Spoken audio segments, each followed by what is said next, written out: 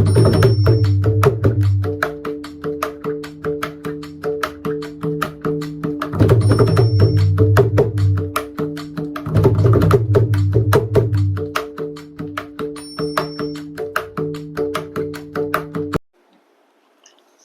कृष्णा। परम जय दे श्री कृष्ण संकीर्तनम। जय श्री गुरुदेव। श्रीमद् भागवतम 10வது ஸ்கந்தம். காத்யாயினி தேவி கிட்ட நோன்பு நோற்ற கோபியருக்கு கண்ணன் திவ்யமான வஸ்திரங்களை தானம் கொடுத்தார். குருக்ஷேத்திரம் அப்படின்னாலே அங்கே சங்கு சப்தம்தான். ஆனால் பிருந்தாவனத்தில் புல்லாங்குழல் ஓசை. கோபியர்களுடைய இதயம் ரொம்ப கோமலம், ரொம்ப மிருது. அங்கே குழல் இசை தான் ஈர்க்குது அவங்கள. சங்கு சத்தம் கேட்டால் அரண்டு போயிடுவாங்க, தாங்க மாட்டாங்க. கண்ணன் கிட்ட போனால் மட்டும்தான் என் உயிர் தப்பும் அப்படிங்கிற எண்ணத்தில் கோபியர்கள் இருக்கிறாங்க. அவங்களுக்கு 10, 12 வயசு வரைக்கும் நிறையா கட்டுக்காவல்கள் இருந்துச்சு. இப்பெல்லாம் 30 வயசு ஆனாலும் கட்டுக்காவல் இல்லாமல் மக்கள் இருந்துக்கிட்டு இருக்காங்க. ஆயர்பாடியில் கோபியர்கள் தான் மாடு கறப்பாங்க. ரிஷிகளின் ஆசிரமங்களில் ரிஷி குமாரிகளே மாடு கறக்குறாங்க. ஆயர்பாடியில் இது சகஜம், இப்பவும் பார்க்கலாம். சில துஷ்ட மாடுகள் உதைக்கும். இதுக்காக அந்த கோபிகள் கழுத்தில் ஒரு கயிறு போட்டிருப்பாங்க. கண்ணன் குழல் ஊதின உடனே அவங்க தன்னை மறந்து இந்த கயிறோடவே கண்ணன்கிட்ட ஓடி வந்தாங்க. அவங்கள பார்த்ததும் குழல் இசையை நிறுத்தின கண்ணன், என்ன இந்த பக்கம், எதுவும் கோயிலுக்கு போறீங்களா அப்படின்னு எடக்கா கேட்குறான். அவங்க கிட்ட ஏன் வந்தீங்க அப்படின்னு வேற கேட்டதும் அவங்களால ஒரு பதிலும் சொல்ல முடியல. காமியார்த்தமா உலக ஆசையோட கோயிலுக்கு போறவன்ட்ட காரணம் கேட்டா சொல்வான். என்ன இந்த பக்கம்னு கேட்டா 60ஆம் கல்யாணம், பிறந்த நாள், அது இதுன்னு சொல்லி அதான் குடும்பத்தோட வாரம் கோயிலுக்கு அப்படின்னு சொல்லுவான். அப்படின்னா என்ன அர்த்தம்? இது வரைக்கும் அவன் கோயில் பக்கமே எட்டி பார்க்கலன்னு அர்த்தம். கோபியர்களுக்கோ ஏன் வந்த அப்படின்னு கேட்டா வராம எங்க போறது அப்படிங்கிற பதில் தான் வரும். குழல் ஊதும் போது கண்ணனுடைய நெற்றி புருவம் அப்படி நெறியுது. இடது தோளோட இடது கண்ணம் ஒட்டுது. உடம்பும் 3 வளைவுகளா இருக்கு. முழங்காலில் ஒரு வளைவு, ஒரு கால் ஊன்றி மறுகால் மாற்றி வச்சபடி நிற்கிறார். அப்படி குழல் ஊதுற போது இடுப்புல ஒரு வளைவு, கழுத்துல ஒரு வளைவு, திரிபங்க லலித அப்படின்னு சொல்றாங்க. இப்படி குழல் ஊதுற போது கோபியர்கள் மான்குட்டி மாதிரி துள்ளி குதிச்சு ஓடி வராங்க. இதனால அவங்களுக்கு முடி அவிழுது, உடை அவிழுது, எதுவும் தெரியாம கண்ணனை மட்டுமே பார்க்குறாங்க. கண்ணன் அவங்கள பார்த்து கண் சிமிட்டும் போது இவங்களும் நக்கலா தன்னுடைய தோலை செவியில இடிச்சு பதிலுக்கு அப்படி செய்து காட்டுறாங்க. கண்ணனுடைய குழலோசை கோபியருடைய காதுகளை பற்றி இழுக்கிற மாதிரி இருக்கு. ஒருத்தி இன்னொருத்திட்ட கேட்கறா, இது என்ன ராகம் அப்படின்னு சொல்லி கேட்க, அவ இது வராகம் அப்படின்னு சொன்னான். ஒரு முறை குழலிசையை கேட்டு நாரதரும் தும்புரு அப்படிங்கிறவரும் விருந்தாவனத்துக்கு வராங்க. நாரதர் கையில வீணை வாசிக்கிட்டே வாரார். தும்புரு தம்புரா வாசிக்கிட்டு வாரார். வேணுகானம் முன்னாடி இந்த வீணா கானம் எடுபடலை. நாரதருடைய அம்மா சரஸ்வதி தேவி வீணா பண்டிதை, பெரிய வீணை வாசிக்கிற பெரிய பண்டிட். வீணை வாசிக்கிறது இவங்களுக்கு குடும்ப குலப்பழக்கம். ஆனாலும் கண்ணன் முன் இதெல்லாம் எடுபடலை.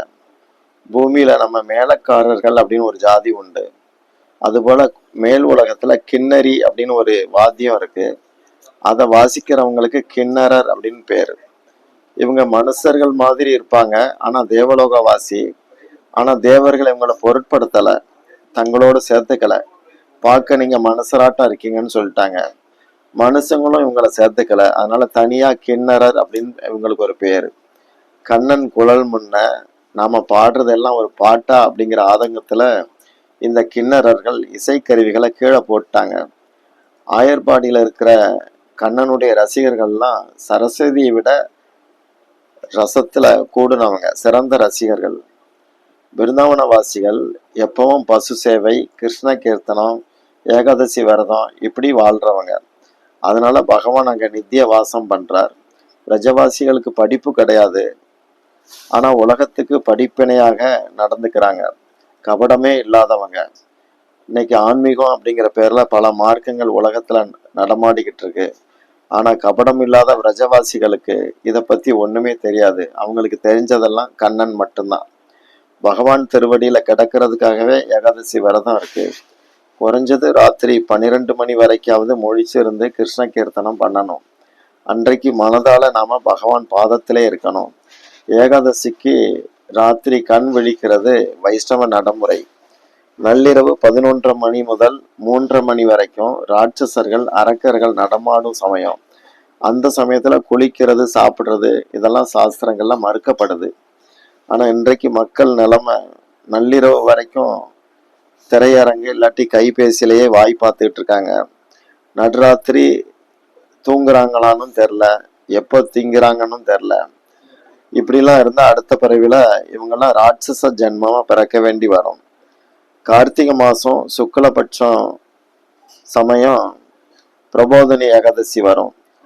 அப்போ பிருந்தாவனத்துல பசுக்கள் முதற்கொண்டு அத்தனை பேரும் விரதம் இருந்தாங்க. ராத்திரி பூராவும் ஆண் பெண் அத்தனை பேரும் நாம கீர்த்தனம் பண்ணாங்க. துவாதசி திதி சூரிய உதயத்துக்கு பிறகு கொஞ்ச நேரம் தான் இருந்துச்சு. இதனால விரஜ மன்னர் நந்த மகாராஜா அதிகாலையிலேயே ஸ்நானம் செய்ய வேண்டி வந்தது. அவர் ஏன்னா அவருக்கு குளிச்சுட்டு பசு பூஜை, அவரே பால் கறந்து சாலக்கிரம பூஜை, அப்புறம் அந்தணர்களுக்கு பூஜை, அவங்களுக்கு தட்சணை தரணும்.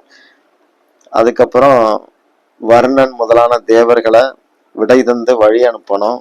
அப்புறம்தான் விரதத்தை முடிக்கணும். இதனால அதிகாலையிலேயே சீக்கிரமா குளிக்கணும்னு நினைச்சிருந்தார் நந்தபாபா. முன்ன சொன்ன மாதிரி அன்று கார்த்திகை மாதம் சுக்லபட்ச ஏகாதசி. ராத்திரி வானத்துல அடர்ந்த வெண்மேகங்கள் கூடியிருக்கு. அந்த மேகங்களுக்கு பின்னாடி சந்திரன் மறைஞ்சிருந்ததுனால விடிஞ்சது மாதிரியான ஒரு பிரமை உண்டாச்சுது. இதை புரிஞ்சிக்காத நந்தபாபா ஆத்துல இறங்கினார் யமுனையில. நீர்ல இரவின் 3வது ஜாமம் வருணதேவனின் வேலைக்காரர்களுக்காக பிரம்மாவால ஒதுக்கப்பட்டு இருக்கு. அதனால பூமியில வாழ்ற எந்த பிராணியும் அந்த அசுர நேரத்துல தண்ணிக்குள்ள இறங்குனாங்கன்னா அவற்றை ஆகாரமா ஏத்துக்க வேலைக்காரங்களுக்கு வருணதேவன் கட்டளையிட்டு இருந்தான். நந்தபாபா தண்ணீருக்குள்ள இறங்கின உடனே வர்ணனுடைய வேலைக்காரன் நந்தருடைய கால்களை பிடிச்சு தண்ணிக்குள்ள சுண்டி இழுத்துட்டான். நந்தர் கிருஷ்ணா கிருஷ்ணா காப்பாத்துன்னு அலறினார். உடனே கோபர்கள் யமுனையில குதிச்சு நந்தரை தேடுறாங்க. ஏராளமான ஆயர்கள் நதிக்குள்ள இறங்கி நதியின் போக்கே கட்டுப்படும் அளவுக்கு தேடுறாங்க. ஆனா ருஜ மன்னரை கண்டுபிடிக்க முடியல. நந்தபாபா மூழ்கிட்டார் அப்படிங்கிற செய்தி ஊரெல்லாம் பரவிச்சது. கோபர்களுடைய தேடல், மூழ்கல், ஆய்வு, அப்புறம் மேல வர்றது இதெல்லாம் தொடர்ந்து ஆத்துல நடந்துகிட்டே இருக்கு. கோபியர்கள் யசோதாவை பிடிச்சு வச்சிருக்கிறாங்க. ஏன்னா அவ பித்து பிடிச்ச மாதிரி கண்ணீரோட நதியை பார்த்து அப்படி ஒரு மாதிரி இருக்கிறா. அப்போ நீலமணி கிருஷ்ணன் எங்க இருந்தோ ஓடி வந்தார், நதிக்குள்ள பாயிறார். வருணதேவனுடைய அரண்மனைக்கு நந்தபாபாவை வேலைக்காரன் கொண்டு போயிட்டான். கண்ணனுடைய அப்பா அப்படின்னு தெரிஞ்ச வருணதேவன் வேலைக்காரனை ஒரே அடியில கொல்லும் அளவுக்கு கோபம் வந்துருச்சு. ஆனா கருணாநிதியான நந்தபாபா இடைமறித்து இவனை மன்னிச்சிருங்க, அவன் என்ன பண்ணுவான், தப்பு ஏன் மேல அப்படின்னு சொன்னார். இதனால வருணதேவனுக்கு வெக்கமா போயிடுச்சு. தேவரும் முனிவரும் வணங்கத்தக்க மன்னர் நந்தபாபாவுக்கு வருணதேவன் ஒரு ஆசனம் கொடுத்து அமர செய்கிறார். அந்த சமயம் பகவான் கிருஷ்ணர் அங்க ஓடியே சேர்ந்தார். வருணதேவன் தந்தையோட கிருஷ்ணரை எழுந்து நின்று பூஜிக்கிறான். வர்ணலோகமே இவங்களால புனிதம் அடைஞ்சது. வருணதேவனுடைய அரியணையில பகவான் அமர்ந்து இருக்கிறார். பகவான்கிட்ட அவன் பணிவா, என்னுடைய பணியால் தெரியாதனமா உங்க அப்பாவை கொண்டு வந்துட்டான், இது மூலமா ஒரு பெரிய குற்றம் நடந்துருச்சு, நீங்க எல்லாம் அறிந்தவர், என் இதயத்தையும் அறிவீங்க, உங்க தந்தைய அழைத்து செல்லுங்க, என் மேல கருணை காட்டுங்க அப்படின்னு வேண்டான். அப்போ கிருஷ்ணர் சிரிச்சுக்கிட்டே, நீங்கள் என் மதிப்புக்குரியவர், எந்த குற்றமும் இப்போது நடக்கல, செயல்கள்ல அவங்கவுங்க செயல்கள்ல ஈடுபாடு கொண்டு இருக்கும்போது அந்த செயல்கள்ல நாம குற்றம் பார்க்க கூடாது. இப்போ ஆயர்பாடியில எல்லாரும் கவலையோட இருப்பாங்க, நாங்க கிளம்புறோம் அப்படின்னு கிருஷ்ணர் சொன்னார். அப்போ நீருக்கு வெளியே நந்தபாபாவும் கிருஷ்ணரும் ஒன்னா வெளியே வராங்க. ஆயர்கள் தூரத்துல இருந்து பார்த்து கூவிக்கிட்டே ஓடி வந்தாங்க. யசோதா நீலமணி அப்படின்னு சொல்லிக்கிட்டு தெம்பு இல்லாம ஓட முடியாதபடி ஓடி வந்தா. கிருஷ்ணர் சிரிச்சுக்கிட்டே அம்மா அப்படின்னு சொல்லி அவளை தழுவிக்கிட்டார். அப்போ நந்தருடைய சகோதரன் சன்னந்தர் வியப்போட அண்ணனை கட்டி பிடிச்சி, சகோதரா இது என்ன ஆடை, தலை முதல் கால் வரைக்கும் இருக்க, இந்த ஆடையில ஒரு சொட்டு கூட தண்ணீர் இல்லாம வேற இருக்கு, நனையாத உடுப்பா இருக்க, ரெண்டு பேரும் நிறைய முத்து மாலை வேற கழுத்துல அணிஞ்சிருக்கீங்க, இதெல்லாம் தண்ணிக்குள்ள உங்களுக்கு யார் கொடுத்தது அப்படின்னு கேட்க, நந்தர் பதில் சொல்லார், எனக்கு ஒண்ணுமே புரியல, நான் யமுனையில இறங்கினதும் ஒரு அசுரன் என்னை பிடிச்சு கொண்டு போய் ஒரு இடத்துக்கு அழைச்சிட்டு போறான். அங்க ஒரு ராஜா மாதிரி ஒருத்தர் இருந்தார், அது அநேகமா வர்ணலோகமா இருக்கலாம்னு எனக்கு தோணுது. அங்க இருக்கிற தலைவர் ரொம்ப பணிவா இருந்தார், மனிதர்களான எங்களை ரொம்ப மதிச்சு நடந்துக்கிட்டார், அவர் தான் இந்த உடுப்பையும் மாலைகளையும் கொடுத்தார் அப்படின்னு சொன்னார். இன்னும் அவர் சொல்றார், நம்முடைய நீலசுந்தரன் அங்க வரவும் அவனை ஒரு மாமன்னன் மாதிரியும், அந்த வருண தேவன் ஒரு நீச்ச சேவகன் மாதிரியும் இவன் முன்னாடி கைகூப்பி நடுங்கி துதி பாடுனான். நம்முடைய நீலமணியும் அவரை ஆசீர்வாதம் பண்ணான், இதையெல்லாம் என் கண்ணால பார்த்தேன் இப்படி சொல்றார் நந்தர். அப்போ ஆயர்கள்ல ஒருத்தர், அப்போ நம்முடைய கண்ணையா யார் இது, நம்முடைய கண்ணையா யாரா இருப்பான் அப்படின்னு கேட்க, ஒரு மூத்தவர் சொல்றார், ரொம்ப தெளிவா சொல்றார், இது என்ன கேள்வி, நாம தான் பலமுறை பார்த்துட்டோமே, இவன் சாட்சாத் நாராயணன் தான் அப்படிங்கிறார். அப்போ இன்னொரு ஆயர் சொல்றார், அப்படின்னா தனது தெய்வீக லோகத்தை இந்த கண்ணையா நமக்கெல்லாம் எதிர்காலத்துல காட்டுவானா அப்படின்னு ஆவலும் ஆசையும் கொண்டு கேட்கிறான். இப்படி ஒருத்தர் கேட்க, அப்போ கண்ணன் அம்மா மடியில இருக்கிறார். அனைவருக்கும் இந்த சம்பவத்தை பகவான் ஒரு கனவாக மாத்திடுறார். ஹரே கிருஷ்ணா.